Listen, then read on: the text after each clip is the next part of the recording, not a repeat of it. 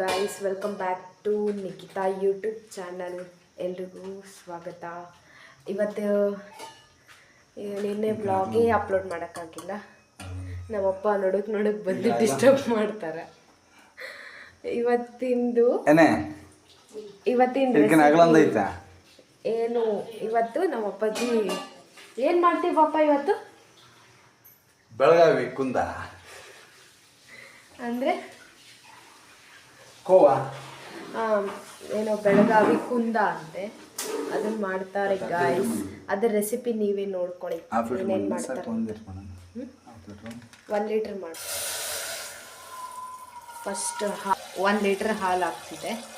Mummy ಅಂತೂ ಬರೇ clean ಮಾಡು ದಿನ ಮಲ್ಕೊಂಡು 3 ಗಂಟೆ ಆಗ್ತದೆ. ಬೆಳಗ್ಗೆ 6 ಗಂಟೆಗೆ ಎದ್ದೋಳೋದು ನಾನು. ಪಪ್ಪ ಕಟ್ ಮಾಡ್ತಾನೆ ಗಾಯ್ಸ್. ಇವಾಗ ಮಧ್ಯಾಹ್ನ ಅಡುಗೆ ಏನು ಮಾಡ್ತಾರ ಅಂತಂದರೆ ಪಲಾವ್ ಅಂತೆ.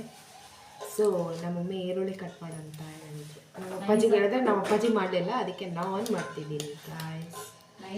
ಈರುಳ್ಳಿ ಕಟ್ ಮಾಡಿ ಸಿಗ್ತೀನಿ ಗಾಯ್ಸ್. ನೋಡಿ ಹೆಂಗೆ ಕಟ್ ಮಾಡಿದ್ದೀನಿ ನಾನು. ನಮ್ಮ ಮಮ್ಮಿನ್ಕಿಂತ ಭಾಳ ನೀಟಾಗಿ ಮಾಡ್ತೀನಿ ನಾನು ಅಡುಗೆ. ಎಲ್ಲ ನೀನೇ ಬಾಲ್ ಬಿಡೋದು, ನಾನು ಏನು ಮಾಡೋಕ್ಕಾಗಲ್ಲ.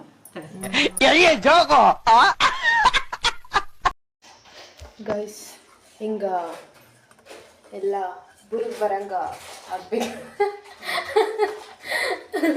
ಆಯಿತು, ನಮ್ಮ ಅಪ್ಪಾಜಿಗೆ ಮಾಡ್ರನ್ ಆಗಿ ಹೇಳ್ಬೇಕಾದ್ರೆ ಬಬಲ್ಸ್ ಬರಬೇಕು ಗೈಸ್. ಬಬಲ್ಸ್ ಮೇಲೆ ಬಬಲ್ಸ್ ಬರೋವರೆಗೆ ಹಾಗೆ ಕಲಿಸ್ತಾನೇ ಇರಬೇಕು ಗಾಯ್ಸ್. ಹಿಂಗೆ ಕುದಿ ಬಂದಮೇಲೆ ಇವಾಗ ನಾವು ಕೆನೆ ಮೊಸರು ಹಾಕಬೇಕಂತೆ ಗಾಯ್ಸ್. ಕೆನೆ ಮೊಸರು ಹಾಕಿ ಹಿಂಗೆ ಮಿಕ್ಸ್ ಮಾಡ್ಕೊಂತಿರ್ಬೇಕು. ವಿಡಿಯೋ ತೆಗಿತಿದ್ದೀನಲ್ಲ, ನಮ್ಮ ಅಪ್ಪಾಜಿನ ಹೊಟ್ಟೆನೇ ಅರ್ಧ ಕವರ್ ಆಗ್ತಾಯಿತ್ತು ನೋಡಿ. ನಾನು ಅಷ್ಟು ದೊಡ್ಡ ಹೊಟ್ಟೆ ಐತೆ ನಮ್ಮ ಅಪ್ಪಾಜಿಗೆ. ತಿಂದು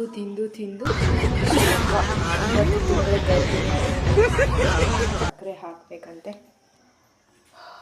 ಹಾಕು.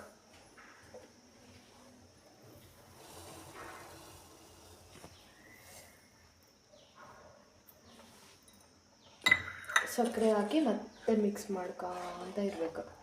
ಅದು ಗಟ್ಟಿಗಾಗೋವರೆಗೆ ಹಾಗೆ ಮಿಕ್ಸ್ ಮಾಡಬೇಕು ಗೈಸ್. ನೋಡಿ, ಇದು ಸೋಯಾ ರೈಸ, ಸೋಯಾ ಪಲಾವ್ ಮಾಡ್ತಿದೆ. ಒಂದು ಸೈಡ್ ಕೋವಾ ಮಾಡ್ತಿದೆ.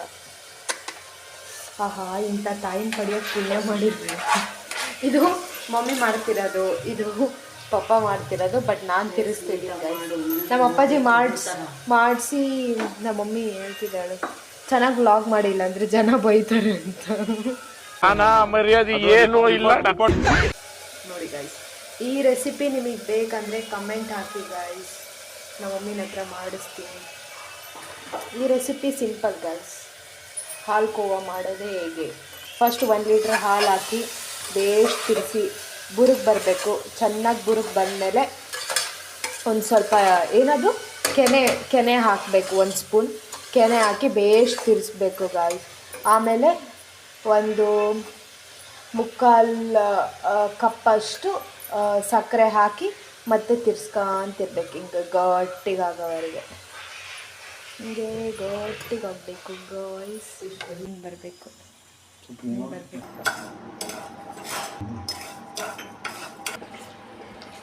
ಗೈಸ್,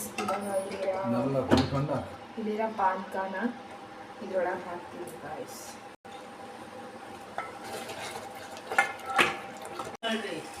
ಫೈನಲಿ ಗೈಸ್, ನಮ್ಮ ಅಪ್ಪಾಜಿ ಕೋವಾ ಮಾಡಿಬಿಟ್ರು. ಸ್ಟ್ಯಾಂಡಿಂಗ್ ಗೈಸ್, ಬಿಕಾಸ್ ಅಷ್ಟೊತ್ತಿಂದ ಕಷ್ಟಪಟ್ಟು ಎಲ್ಲದು ಮಾಡಿದ್ದಾರೆ. So thank you papa.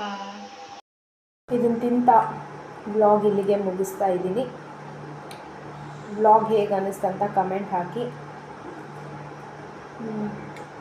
Vlog ಇಷ್ಟ ಆದರೆ ಲೈಕ್ ಮಾಡಿ, ಶೇರ್ ಮಾಡಿ, ಕಮೆಂಟ್ ಮಾಡಿ, ಸಬ್ಸ್ಕ್ರೈಬ್ ಮಾಡಿ.